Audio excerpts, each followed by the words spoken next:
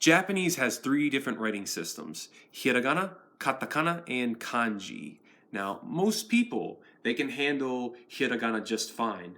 A, I, U, E, O, ka, ki, ku, ke, ko. And same thing with katakana here. But the kanji, that's where everybody gets crazy, right? Because it's so complicated. They have so many meanings and readings individually, and people give up before they even start. But I'm here today to tell you that these characters are not as impossible as they seem. And in fact, they are not very difficult if you know what you're doing. So you'll see commonly this example used to show, wow, all 2,000 kanji, it's super easy. But, these three are pretty easy, right? It's just ki, which is one tree, hayashi, which is two trees, and mori, which is three trees. You have tree and woods and forest. But what about these? They just look like chicken scratch on the paper, right? So if you knew, though, the system of radicals and pieces that made up these kanji, then you'll be able to instantly recognize them.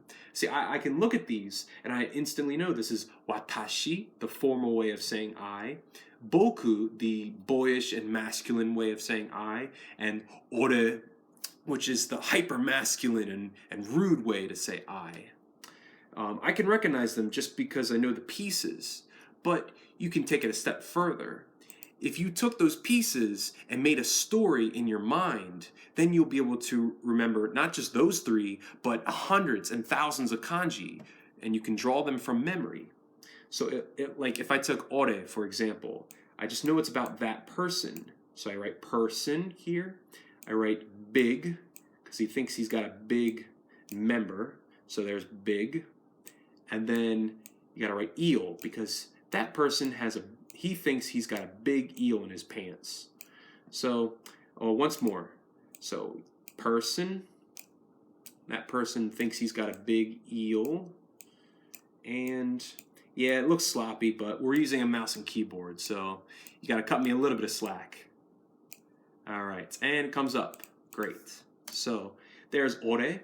And, if that story doesn't work for you, there are hundreds of free stories on kanjikohi.com. So there's my story, but, there's hundreds of stories that people share for free online.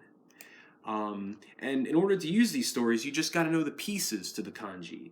You get a book, any book you like, it doesn't matter. I started with remembering the kanji. If some people don't like that book, you can use kanji from zero. Use kodansha. It really doesn't matter.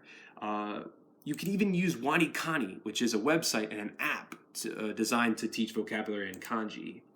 Now, the point of this video is not to just buy a book and learn, but that you can you can use the book to start with the basics and learn the first few hundred of kanji. But if you just go through the entire 2,000 kanji course, you're going to get bored. That's the surefire way to quit. What I am saying is you get that basic level kanji, and then you learn the rest of them through anime.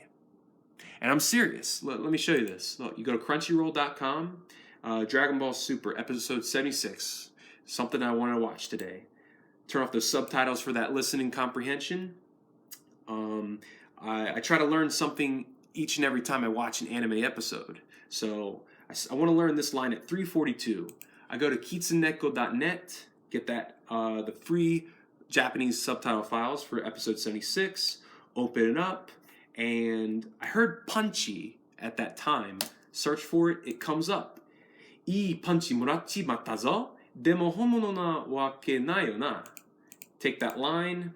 Use the dictionary to learn what it means, break it all down, take a picture, and put it on a flashcard program. Anki, free flashcard program. And boom, you have a flashcard. And all I'm doing is testing one kanji in one reading and one meaning at a time in context. So from this context, I know that hon mono is being tested, so I have to write hon.